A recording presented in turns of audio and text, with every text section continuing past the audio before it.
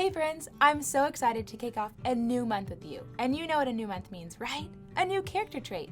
This month, we're learning all about trustworthiness. So go ahead and grab a Bible, grab your seat, and I'm going to throw it over to my friend Neil to help us learn our definition and memory verse. Hey friends, are you ready to learn our definition and memory verse for trustworthiness? We'll start with our definition. Being dependable without a doubt. Can you do it with me? Being dependable without a doubt. Good job. And now for our memory verse. Let us hold tightly, without wavering, to the hope we affirm. For God can be trusted to keep his promise. Hebrews 10:23. Fantastic. Now, back to you, Cam. All right, let me catch you up to speed with where our story picks up today. God had just rescued his special people, the Israelites, from slavery in Egypt. He did this by sending plagues and parting the Red Sea. God also provided food and water for them as they journeyed to the special land of Canaan that would be their home. This is a land that hundreds of years before, God promised he would give to Abraham and to Isaac and to Jacob. God was fulfilling his promise, which is fitting because today our finish line is God is trustworthy and always keeps his promises. So when God's people finally reached the edge of the land and it was time to go in, they had a choice to make. Would they believe God could be trusted to keep his promise or not? Before we move on, let's take a moment to pause. Grown-ups, a question is going to pop up on the screen. When it does, pause the video until you're ready to keep going.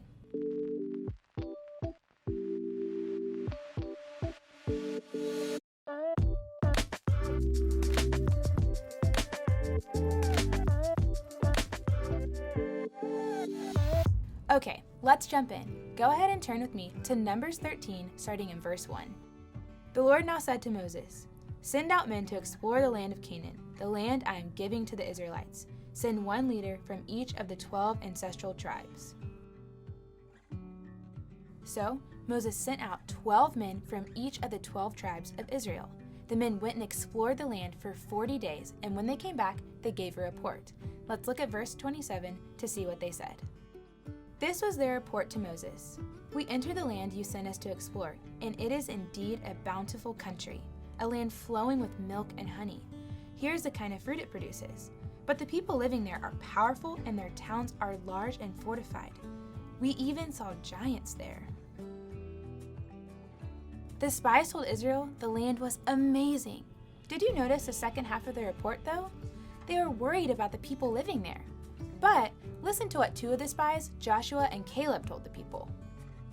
"Do not rebel against the Lord, and don't be afraid of the people of the land. They are only helpless prey to us. They have no protection, but the Lord is with us. Don't be afraid of them." Joshua and Caleb weren't worried about how protected the land was or the powerful people who lived there. They knew God was on their side. They knew God had promised them the land, and they remembered God is trustworthy and always keeps his promises. But for the 10 other spies, this was not the case. They were scared.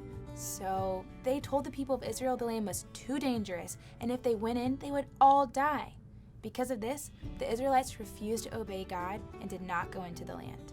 We just talked about a lot.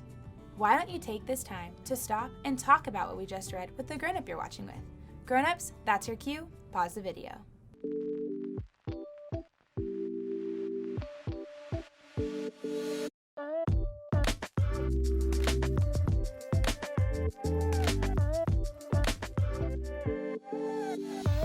Friends, the Israelites did not trust God. This caused them to disobey God and sin against him. Sin is anything we think, say, or do that does not please or honor God, and there are consequences for sin. God had a right to be angry with Israel and to discipline them. They made a promise to follow him, but they chose their way instead of God's way. This made God upset because he had shown them over and over and over he would do anything to protect them, provide for them, and keep his promises to them. God is a loving Father who loves us no matter what. But the Bible also tells us the Lord disciplines those he loves. So it was out of God's love for the Israelites that he chose to give them the consequence they deserved for disobeying him. For the Israelites, that consequence was not being allowed to enter into the land God had promised them. They instead would have to wander in the wilderness for 40 years. This old generation of Israelites would die in the wilderness, but their children, or the new generation, would be able to live in the promised land when they were all grown up at the end of the 40 years. Joshua and Caleb would also be allowed to live in the land because they are the only two who believed God is trustworthy and always keeps his promises. I think now's a good time for one final question. Grown-ups, you know the drill.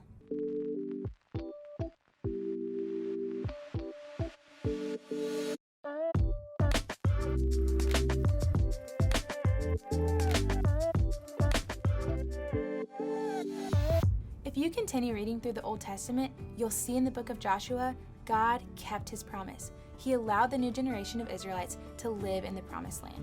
And that's because God is trustworthy and always keeps his promises. What God says he will do, he does. And we see that more than just in our story today, but all throughout the Bible. God made promises, God has kept promises, and God is continuing to keep them. Want to hear some of the promises God has made? God promises us wisdom when we ask, rest when we're weary, and that nothing can separate us from his love. God also promises us peace when we put our trust in him. When we confess that we're sinners and believe that Jesus died on the cross for our sin and rose again, God promises to forgive us and save us, and that we get to be with him forever. God promised to make a way to save us, and he did by sending Jesus. Isn't that the best promise ever? Can I tell you about one more promise? God promised to never take back his promises and to never change his promises. Friends, God is so trustworthy and always keeps his promises. After this video ends, I want you to practice your memory verse. Then pray and thank God for being dependable without a doubt. Ask God to help you trust him more this week. Thanks for joining us. See you next time.